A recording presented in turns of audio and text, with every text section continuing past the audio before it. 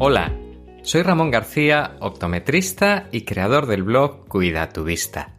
Bienvenidos a este podcast donde compartiremos contigo los mejores consejos para cuidar tu vista, charlaremos con expertos en salud visual y te aportaremos claridad sobre el oscuro mundo de la óptica. El objetivo es que aprendas a ver bien para vivir mejor.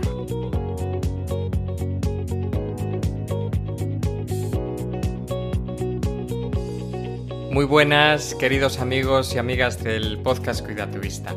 Si es la primera vez que estás aquí, te damos la bienvenida. Y digo te damos porque hoy nos acompaña, tras meses de pausa por no haber podido cuadrar agendas, nuestro oftalmólogo de cabecera, el doctor Alberto Ollero.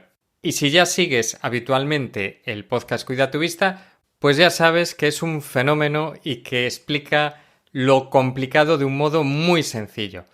Y hoy vamos a hablar de un tema súper frecuente y también importante, sobre todo a la gente que le afecta, y es la fotofobia o sensibilidad a la luz. Y antes de darte el guión de los temas que vamos a tocar sobre fotofobia, pues quiero saludar al doctor Alberto Ollero. Hola Alberto, ¿qué tal? ¿Cómo estás? ¿Qué tal, Ramón? Encantado de verte de nuevo después de tanto tiempo sin grabar un podcast.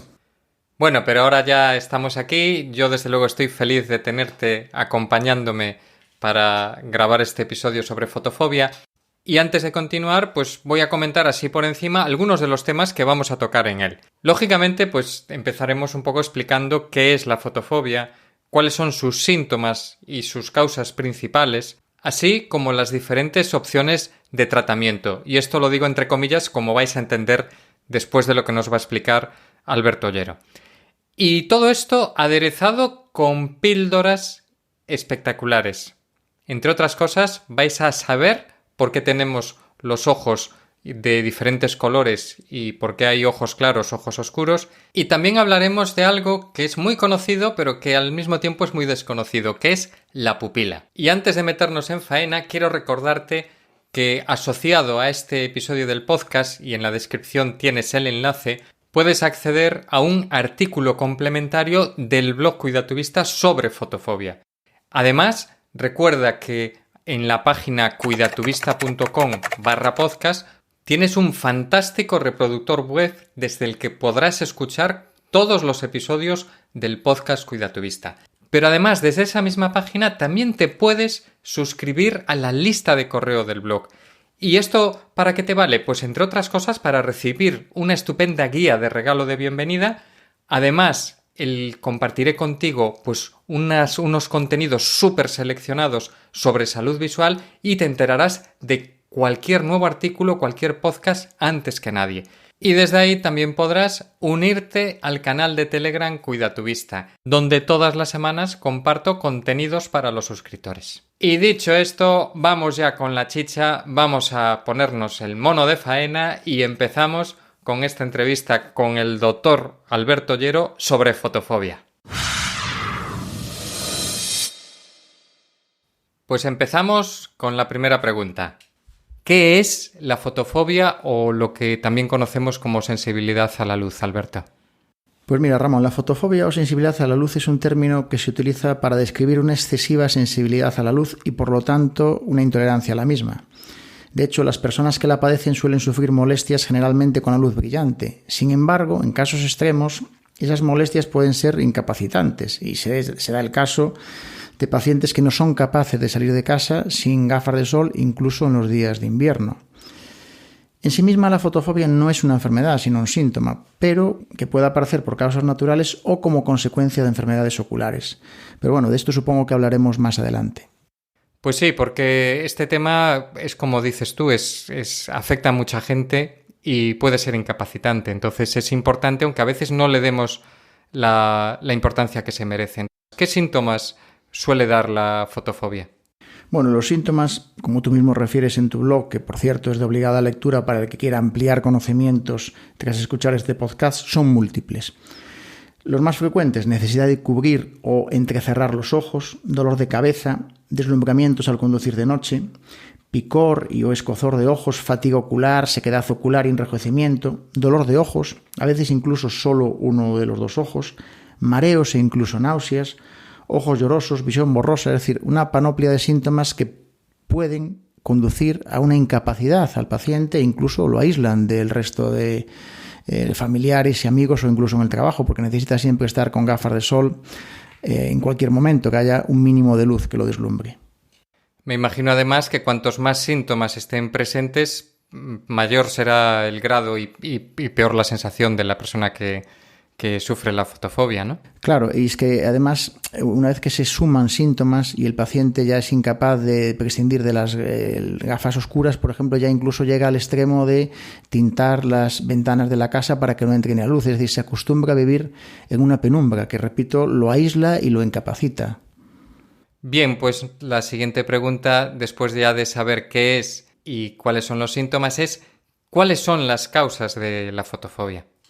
Bueno, las causas pueden ser múltiples, como ya dijimos al principio del podcast. La fotofobia no es una afección en sí misma, sino un síntoma de otras enfermedades. Aunque la lista es larga, podemos decir que en la mayor parte de los casos, por suerte, son fisiológicas o naturales, pero pueden estar relacionadas con problemas oculares y neurológicos. Por eso es importante acudir siempre al especialista en caso de presentar estos síntomas. Dentro de las causas oculares tenemos, lo primero, lo más frecuente, las personas con ojos claros, que pueden ser más propensas a la fotosensibilidad ya que su iris tiene menos pigmento, lo que provoca, es de perogrullo, que entre más luz en el ojo. También la presencia de pupilas más dilatadas de lo normal, sin que sean patológicas. De hecho, un porcentaje importante de personas tienen problemas de visión durante la noche debido a aberraciones esféricas. Esto también se conoce como la miopía nocturna, y que se caracteriza por una disminución de la visión y alteraciones en la percepción de la luz, incluso fotofobia provocada por la dilatación de la pupila de noche, en aquellos individuos que la tienen más grande de manera fisiológica, es decir, de forma natural. Estas aberraciones oculares son debidas a que el ojo no es un sistema óptico perfecto, de modo que esas personas con una pupila más grande durante la noche tienen imperfecciones al ver las luces y la imagen de los puntos se distorsiona, notándose una disminución de visión similar a la que produce la miopía o la sensación que se produce cuando se pasa de un sitio luminoso a uno oscuro. Otra causa, en este caso fisiológica, es el astigmatismo no corregido, que también puede ser una causa de fotofobia, de ahí la importancia de estar perfectamente graduado y acudir para ello a un profesional. Y también una iluminación LED de luz blanca excesiva puede provocar un deslumbramiento si esta es muy intensa. Y como has hablado de los iris de ojos claros y de pupilas, me gustaría si nos puedes explicar un poquito esto, porque sé que hay muchísima confusión, que la gente a veces no sabe lo que es la pupila, ese círculo negro que hay en el ojo, y por qué hay diferentes colores de iris. Si nos podrías decir o aportar un poquito de luz sobre esto, Alberto. Pues sí, Ramón, la pupila es algo muy sencillo y muy complejo. La pupila no deja de ser un espacio que se crea cuando el iris se contrae o se dilata. Si estamos en un ambiente de mucha luz, la pupila lo que hace es cerrarse para que entre menos luz y no nos deslumbre. Claro, eso tiene un límite que es muy personal, por eso hay gente a la que le molesta más y gente a la que le molesta menos. Cuando entramos en un sitio con poca luz, la pupila, el músculo, el iris se dilata y el espacio que es la pupila es mucho mayor. Claro, aquí también es personal, si se dilata mucho, pues puede llegar a molestar la luz. En cuanto al color del iris, que también filtra la luz, es decir, un iris marrón pues va a tener en general menos sensibilidad a la luz que un iris azul o un iris verde. Realmente el iris ni es azul ni es verde. Cuando un oftalmólogo o un óptico ve a través de la lámpara hendidura un iris, lo que ve es que al iris azul o al iris verde, el que percibimos como azul o verde, lo que realmente le falta es melanocitos, y lo que hace es que sea más claro, porque realmente el estroma del iris tiene menos células que hagan que sea oscuro, que es los melanocitos. Por lo tanto, un iris oscuro, un iris marrón, aunque estéticamente quizás sea menos bonito y la gente paga y le encantaría tener ojos verdes y ojos azules y estéticamente pueden ser más bonitos, realmente a nivel oftalmológico pues son ojos que dan más problemas, que generan más fotofobia y que en muchos casos a veces tienen más alergias y más problemas de patología de superficie ocular. Pues genial, Alberto, porque así nos llevamos esa perla que nos ayuda a entender cómo funciona. De hecho, yo siempre cuando hablo de pupilas y le explico a la gente que ve el espacio negro, ese círculo negro, es como si estás mirando por un agujero que no está iluminado. Sin embargo, en el momento en que la iluminamos se ve de unos colores preciosos, rojizos. Bueno, es una maravilla ver dentro con iluminación.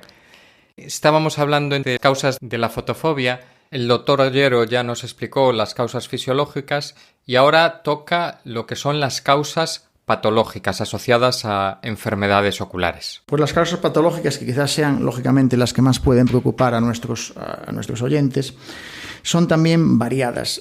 Una de las más frecuentes son las migrañas, que ya sabéis que es un padecimiento muy frecuente, que mucha gente pues sufre, por desgracia, esta patología, y en la que los deslumbramientos son frecuentes. De hecho, aproximadamente un 80% de las personas que padecen migrañas experimentan una mayor sensibilidad a la luz durante los ataques e incluso durante los periodos entre ataques. De hecho, es muy frecuente que cuando un paciente sufre una migraña, pues se meta en una habitación a oscuras a descansar, porque le duele la cabeza, pero además le molesta la luz.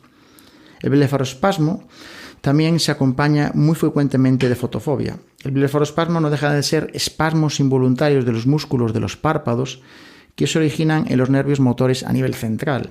De hecho, en un estudio se encontró que más de un 90% de pacientes con blefaroespasmo experimentan niveles elevados de sensibilidad a la luz, además de que la propia luz en sí misma pues, puede desencadenar los espasmos. También tenemos alteraciones pupilares patológicas, enfermedades degenerativas de la retina, el albinismo, que sería un caso extremo de iris claro. De hecho, es un iris que no tiene pigmento, por lo tanto, toda la luz va a actuar sobre la retina y deslumbrar al paciente que tenga esta patología. Las conjuntivitis víricas y bacterianas, que dejan alteraciones en la córnea, lo que llamamos leucomas, que son como pequeñas marcas y que producen deslumbramiento. La conjuntivitis actínica por sobreexposición a la radiación ultravioleta, sobre todo del sol. Traumatismos corneales y úlceras, pues por lo mismo que las conjuntivitis dejan leucomas, pequeñas cicatrices. El ojo seco crónico y ojo seco asociado al uso de pantallas de ordenador, el famoso síndrome visual del ordenador. Las cataratas también pueden producir fotofobia, aparte de disminución de agudeza visual. Las cirugías refractivas como el LASIK, en algunos casos también lo pueden provocar. Y luego en causas graves tenemos algunos tumores pituitarios, meningitis y lesiones cerebrales traumáticas. Pero también incluso algunos fármacos de uso relativamente frecuente, como la furosemida, que es un diurético, los antihistamínicos, la tifluridina, algunos antidepresivos o el consumo de ciertas drogas como la cocaína o las anfetaminas pueden producir fotofobia. Es decir, que las causas patológicas pues son múltiples y variadas, por eso es muy importante hacer un correcto diagnóstico. Caray, pero está claro que la fotofobia, a la que no se le da en muchos casos mucha importancia, está afectando a muchas personas y por muy diferentes motivos.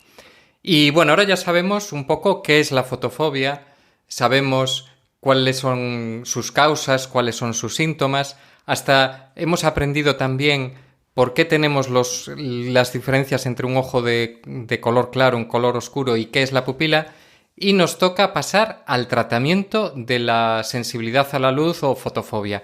¿Cuál es el tratamiento? ¿Cuáles son los tratamientos, Alberto? Bueno, Ramón, el primer paso que se debe dar en el tratamiento de la fotofobia es siempre descubrir la causa del síntoma. Puede ser fisiológica, pero también puede ser patológica y por lo tanto grave. Es decir, si una persona empieza a sentir que de repente tiene mucha sensibilidad a la luz, lo fundamental es conocer la causa. Por lo tanto, acudir a un especialista para hacer un correcto diagnóstico y valorar cada caso siempre de forma particular. Si se trata de un defecto refractivo, se puede corregir con una gafa adecuadamente graduada. Pero si existe una causa patológica, es decir, hay una enfermedad de base, tiene que ser un especialista, tanto el oftalmólogo como el neurólogo o ambos en colaboración, según la patología de la que se trate, el que realice el diagnóstico adecuado y, por supuesto, implemente el tratamiento correcto. Por lo tanto, y aunque sea redundante, realizar un diagnóstico correcto de la causa que provoca la fotofobia es siempre el primer paso. Así, por ejemplo, cuando tenemos un ojo seco, lo primero que hacemos en cuanto al tratamiento es utilizar una lágrima artificial. Cuando tenemos problemas de hipersensibilidad a la luz, lo que se suele hacer en primer lugar es comprarse unas gafas de sol. La más adecuada a cada caso, aunque esto es un campo que, bueno, Ramón, tú eres el experto y como norma general yo suelo aconsejar gafas polarizadas, pero que es la mejor alternativa, pero siempre que sea el óptico el que diga cuál es la más adecuada para cada caso en particular. Pues sí, porque al final yo siempre recomiendo el probar, y probar, por eso comprar online una gafa de sol es un poco delicado.